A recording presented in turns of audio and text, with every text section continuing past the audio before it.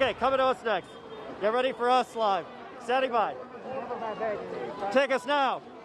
This is what happened in the moments before President Donald Trump took this famous photo in front of St. John's Episcopal Church.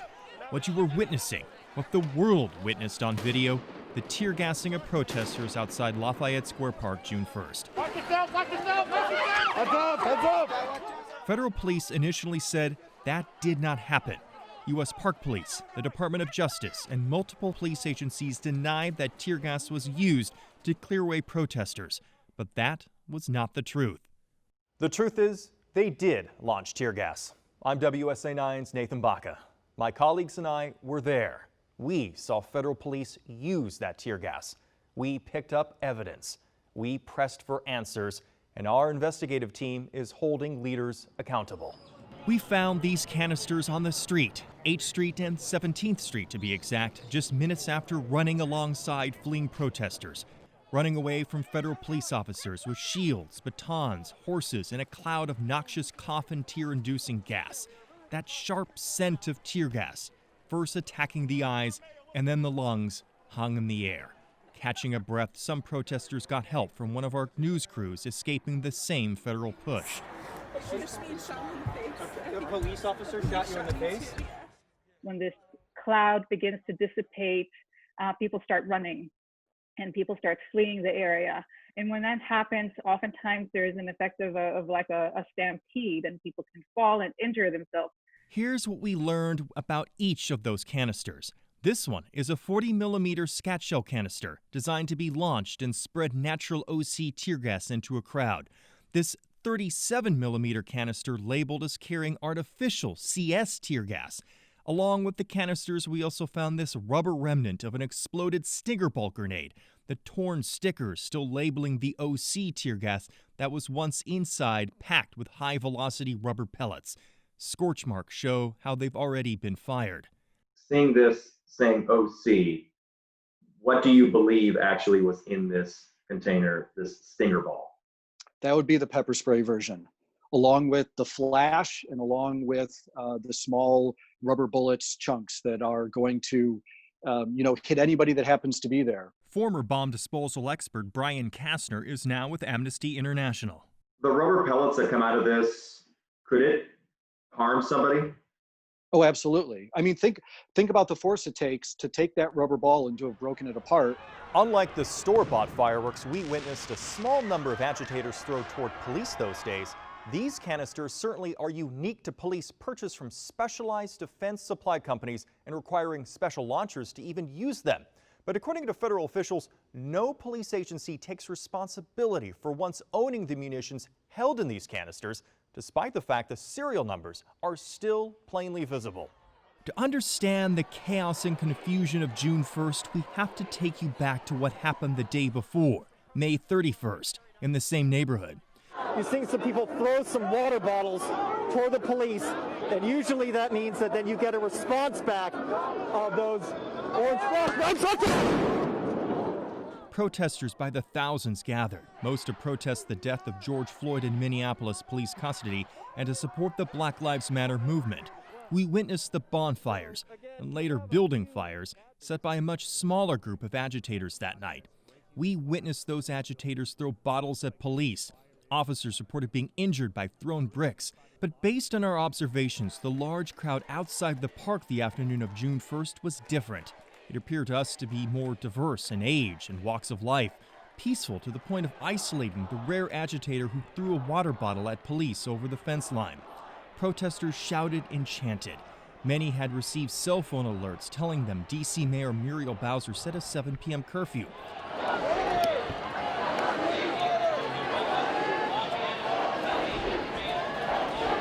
We heard muffled loudspeaker words, not possible for us or surrounding protesters to understand, where we were at the fence line facing newly deployed D.C. National Guard soldiers.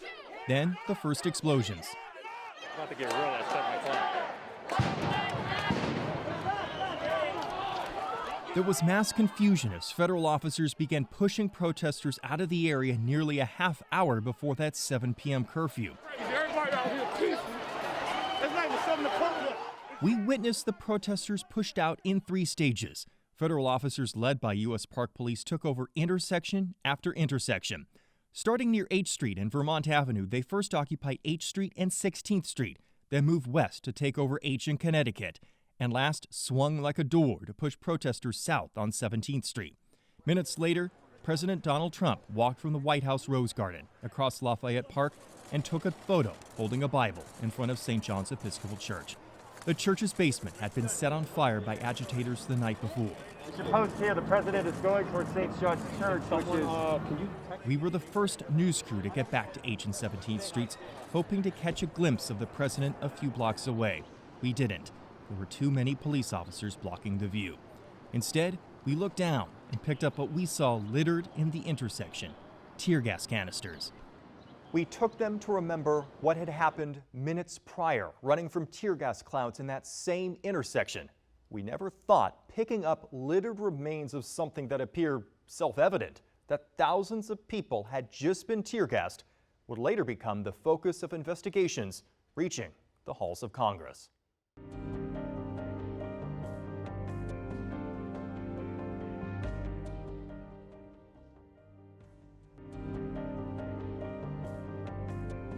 On June 2nd, one day after clearing protesters near the White House, the U.S. Park Police released this statement. USPP officers and other assisting law enforcement partners did not use tear gas or OC scat shells to close the area at Lafayette Park.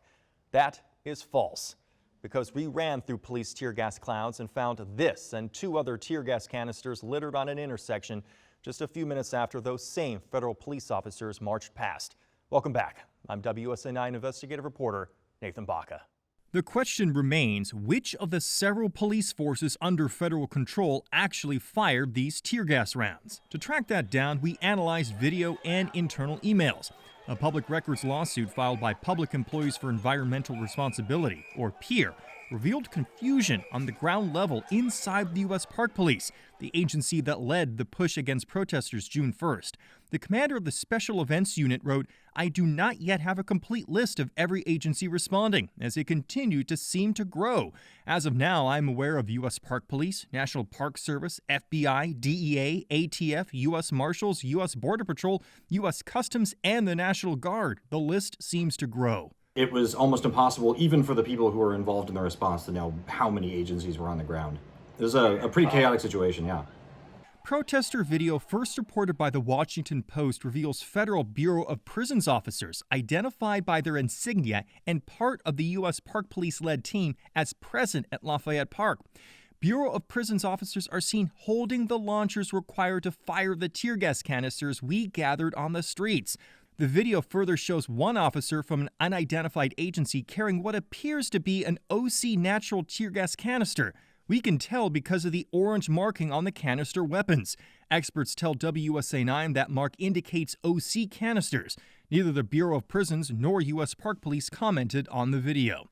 An analysis of WUSA9's video from the scene shows federal officers, including U.S. Park Police, were prepared for tear gas. Most officers can be seen wearing gas masks in the area where we watched canisters getting launched on Pennsylvania Avenue and 17th Street.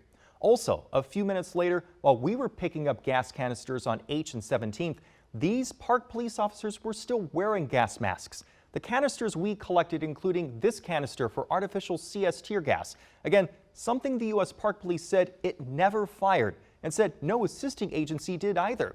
Georgetown University medical professor Ranit Mashori talks about how OC and CS gas can put the medically vulnerable at risk. People with lung disease, asthma, COPD, or young children who may respond to it because the concentration is a little bit too much for their smaller size can have long-standing harmful effects. Protester videos show U.S. Park Police officers, identifiable by uniform on 8th Street near 16th, rolling a stinger ball grenade at protesters. We collected this stinger ball grenade remnant on H and 17th Street minutes later. It sprays rubber pellets at high velocity. Its label shows it had natural OC tear gas inside. U.S. Park Police denied they used stinger ball grenades. Even after we showed it our evidence and forwarded it video of their officers throwing one. In July, we took notice of identical-looking tear gas munitions being used by federal police across the country. Outside a federal building in Portland, Oregon, a CBS News crew captured this moment. This unnamed protester says he collected some of the spent ammunition. What was it like when they all came out there? War, literal war, except you can't fire back on your enemy. We analyzed the CBS News video and noticed similarities to evidence we gathered in D.C. First, notice this canister on the lower left and its CM trademark. That's identical to these OC and CS tear gas canisters we collected outside Lafayette Park. Also, middle right of the Portland picture, that's a stinger ball grenade. The Portland grenade is marked as holding artificial CS tear gas inside. That's nearly identical to the exploded stinger ball grenade we found in D.C. with natural OC tear gas inside. A Congressional Oversight Committee and the Department of Interior Inspector General took notice of our reporting and lined up questions of its own for police officials in command at Lafayette Park. We're holding leaders accountable. Coming up next after the break.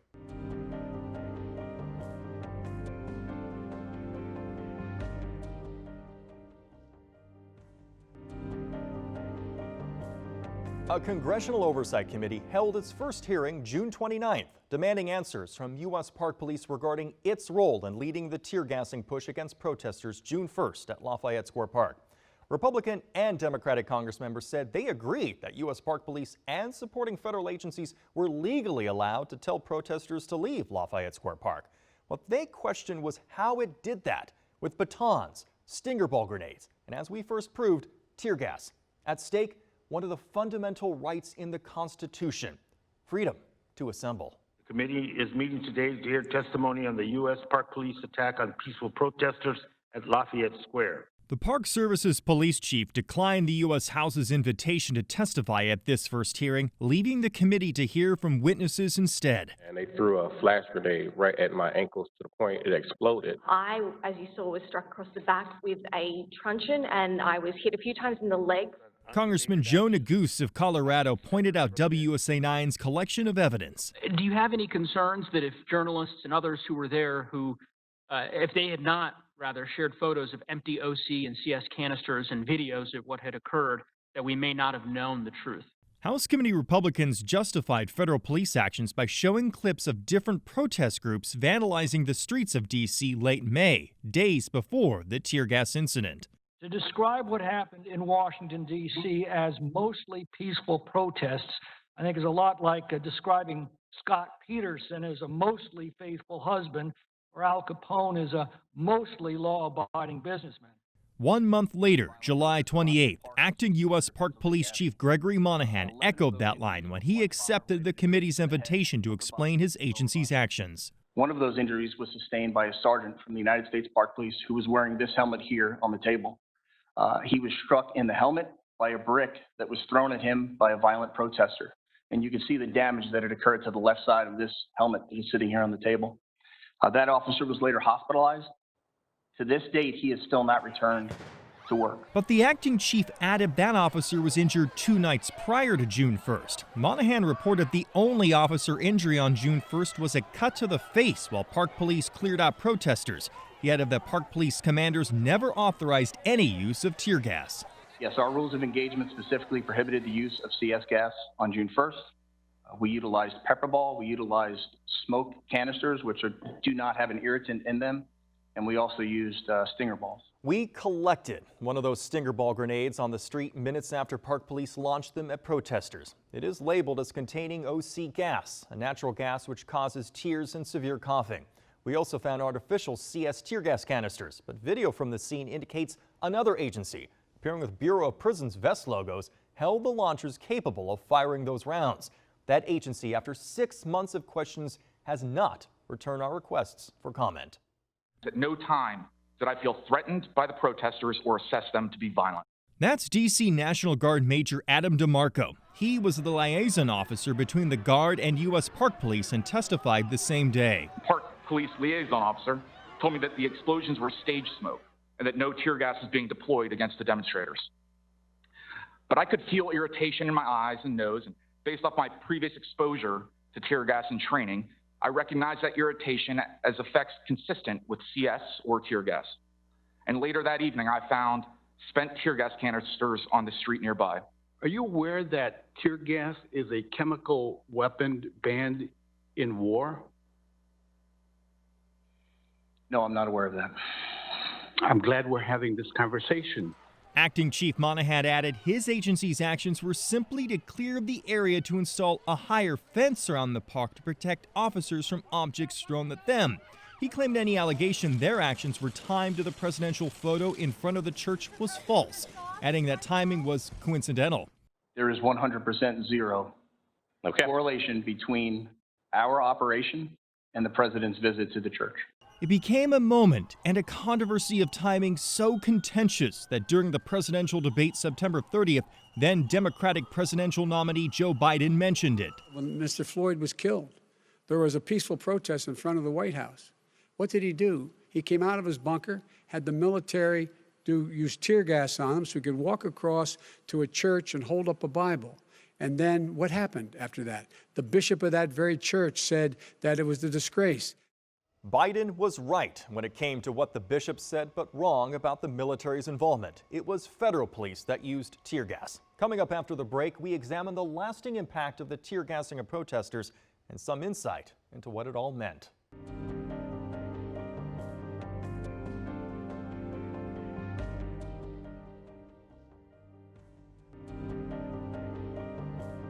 June 1st, 2020, Lafayette Square Park. What did it all mean? Why does it matter?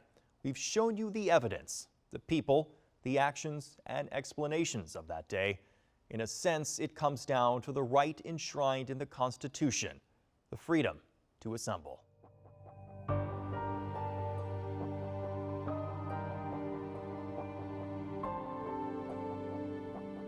A new, so-called non-scalable fence now surrounds Lafayette Square Park. It's been there since just before Election Day.